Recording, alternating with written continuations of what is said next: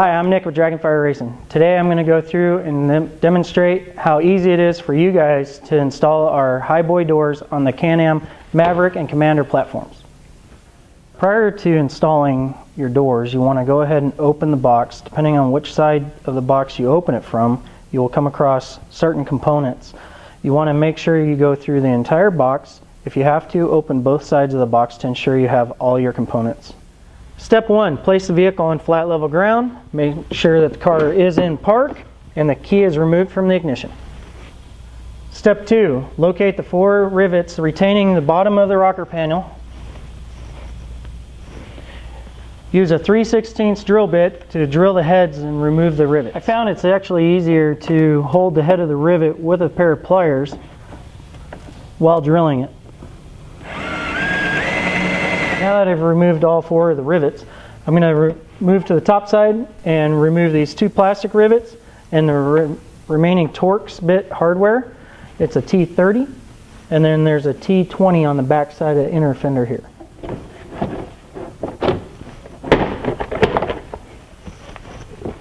Step 4 is removing the glove box. It's going to require a 10mm socket and extension. I personally am using an impact driver. Start by grabbing this top fascia on the top here, give it a little pinch, start pulling out on it. It's usually pretty easy to remove. Once the fascia is removed, open the glove box. You'll see that there's a retaining screw here and over here on this side. To make it a little easier, I hit up on that to get it out of my way. Remove the screws.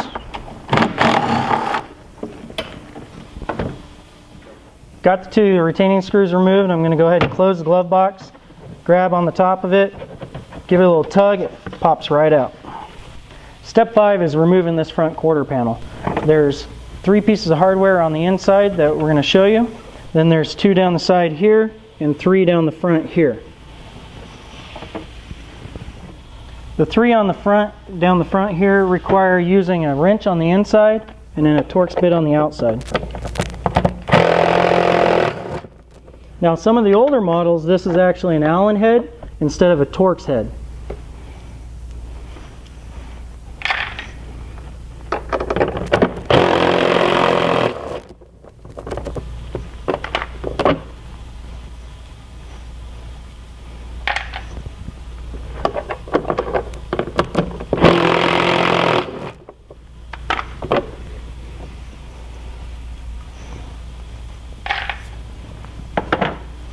Once all hardware has been removed, pull out a little bit on it. Oh, I even forgot one myself. The panel comes right off. Now that the panel's been removed, we have access to this. It's just going to be a nut on a stud that stud is retained to the car with. I'm going to go ahead and remove this.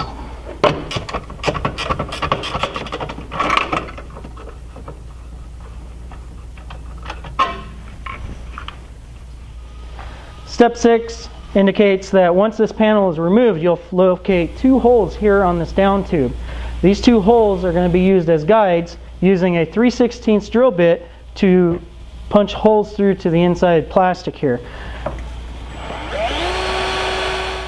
In step 6, or just underneath step 6, there's a note stating that on the older models, like the earlier Can-Ams or Commanders and the early Mavericks, there's either 1 hole or no holes here on this down tube.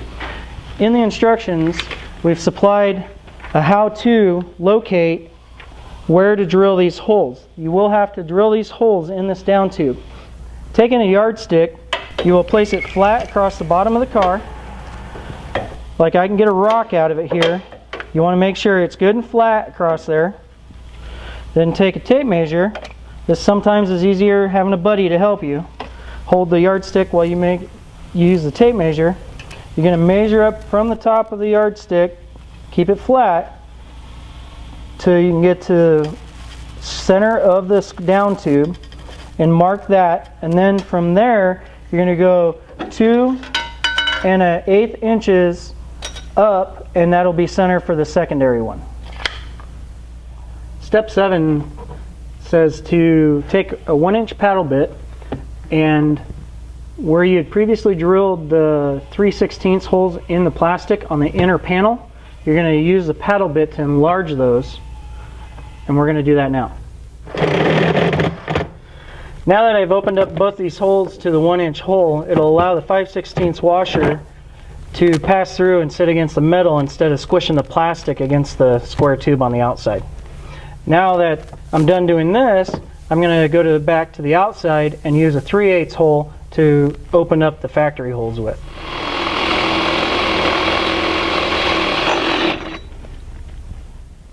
Step 9 says to locate the passenger side striker mount bracket.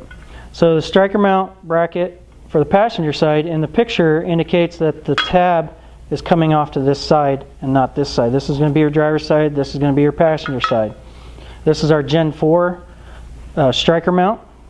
If you have our older Gen mounts, you can contact our tech department and they can help you with any other installation issues or questions. Now that I've located my striker mount, I also going to need a striker pin. I'm going to remove one nut and one washer, slide this through. Position's not really going to matter at this time, just that you want to go ahead and install it. Snug it up till it's finger tight so that it'll stay retained onto the bracket. Step 10 says to indicate these two holes along with these two. So you place the bracket over the factory square tube till it aligns with the holes in the factory mount down tube. You may have to push this plastic out of your way to make it more convenient. Once these are aligned,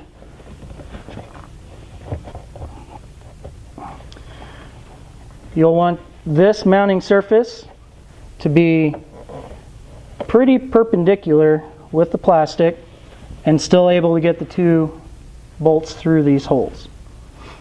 Then take a Sharpie and you'll mark the inside of this plastic here on the inner fender, and it will need to be notched to where this plastic will sit neutral around this mount. Step 12, locate the two 2-inch by 5/16 bolts with washers. You're going to place them from the outside in,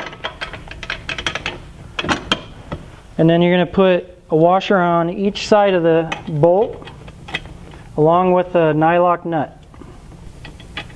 Step 13 is to reinstall this factory quarter panel to verify fitment of your striker mount.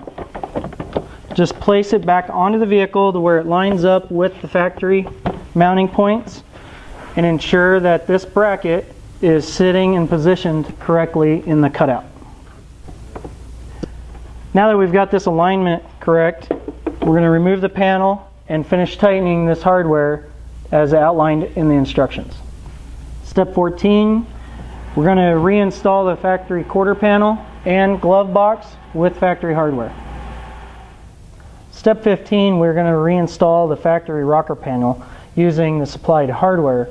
But before we get to that point, to make it a little easier on yourself, this lower strap is behind it. So I'm going to go ahead and remove the bolt out of it prior to doing the rocker panel.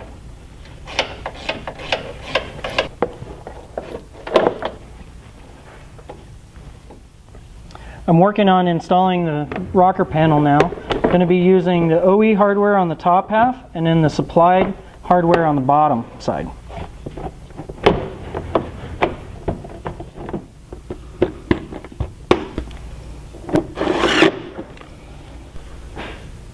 Step 16, we're going to remove the factory window net here, the factory seat, and the factory shoulder bar. I'm using a T25 to remove these screws.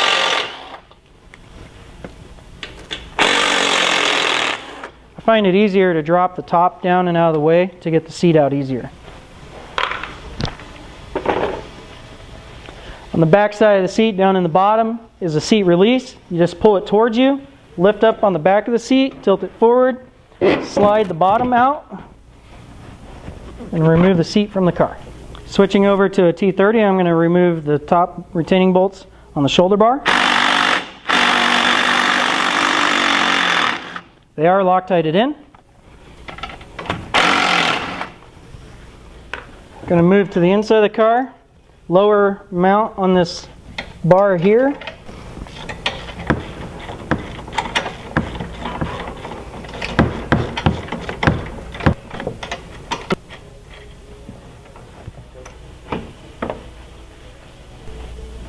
Step 17, we're going to be installing the new door hinge.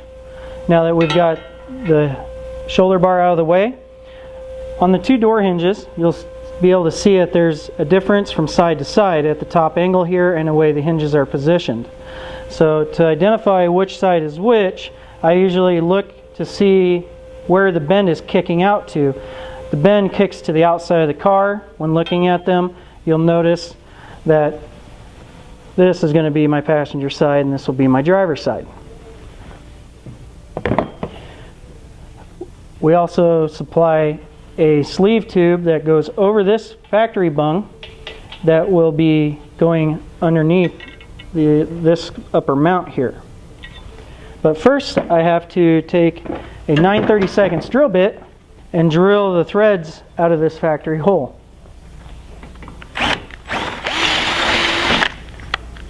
I'm going to start by hooking the lower mount on the outside of the factory bracket. This is where the lower shoulder brace was attached. Then I'll go up to the top mount, slide my tube over, my little spacer tube with the end cap facing out. Then this will slide over the top of that. Going to be using the supplied 1/4 inch bolt, 1.25 inch long, 2 washers, and a lock nut. This will go through the previously drilled hole all the way protruding through the other side.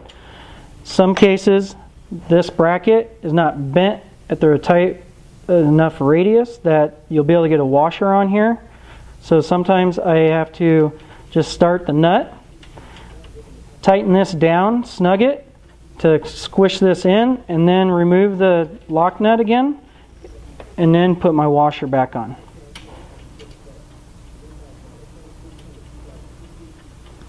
This one I was able to get the nut to start with the washer on there. Now that I have the upper mount secured, I'm going to reuse the OE hardware that I had previously removed from this mount with the shoulder bar, and use it to secure this lower mount of the door hinge. I'm going to leave everything finger loose at this time so that I can adjust the actual door once I get the door installed.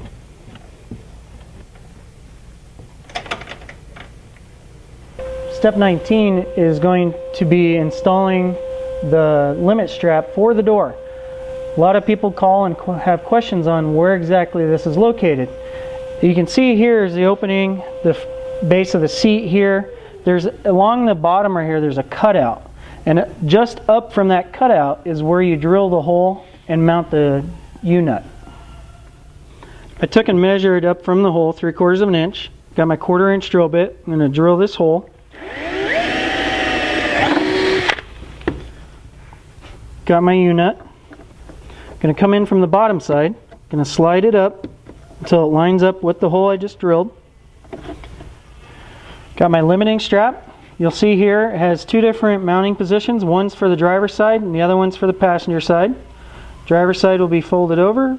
Passenger side will be fully extended. I'm going to use the supplied hardware, put it in the lower one so that the single looped end is going to be protruding out towards the door. I want the elastic band to be on the inside so that when it opens, it extends out, then it draws back so that it will collapse back inside the door.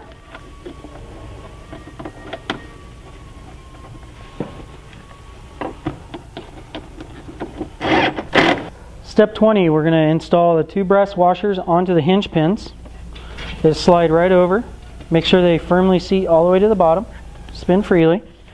We also supply a packet of anti-seize to lubricate the hinges, the hinge pins, so that way it don't get rust and freeze up on you. Now that I have the anti-seize and the washers installed, I'm going to grab my passenger side door, going to line it up, line the 2 hinge halves up with the other 2 hinge halves, slide it down over the pins, going to install or attach the limiting strap to the door.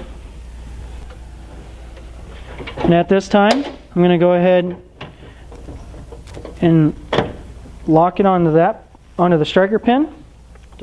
To properly adjust this screw, you want to adjust it down to where it touches the top of the hinge, but you don't want it so tight that when you're opening and closing the door, it moves with the door. You can see right now I have it too tight and it moves with the door. So I want to back that off just a little bit to where it's not dragging on the hinge and the hinge is moving the bolt. Step 21, go ahead and release the latch. Make sure that it's operating properly. Lock lever moves up and down.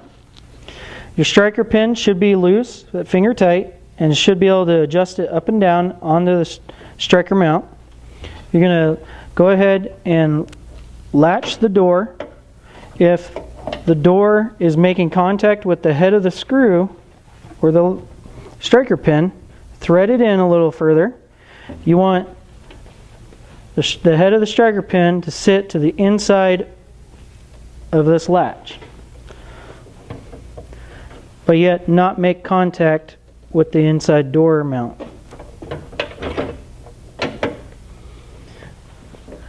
You want to adjust your striker pin so that when the door is shut, that the door is sitting in a desired position, lining up with the body lines, not making contact at the top, still keeping a good nice gap around the door. Once you have the striker pin in your desired position to hold the door at the position that you'd like, go ahead and release and open the door. Put a wrench on the jam nut on the back side, take a wrench from the front and snug this up so it doesn't want to move on you. Go ahead and put the door back onto the striker. Verify that you're in the position that you'd like. Then we're going to move to the rear mounts and tighten the rear mounts. While tightening this upper mount, I like to apply pressure up on the door to push this mount back a little bit. And then I'm going to go ahead and snug this mount. I'm going to go down to the lower mount. I'm going to go ahead and snug these up. I don't want them too tight, but I want them just enough to hold the door and keep them from moving.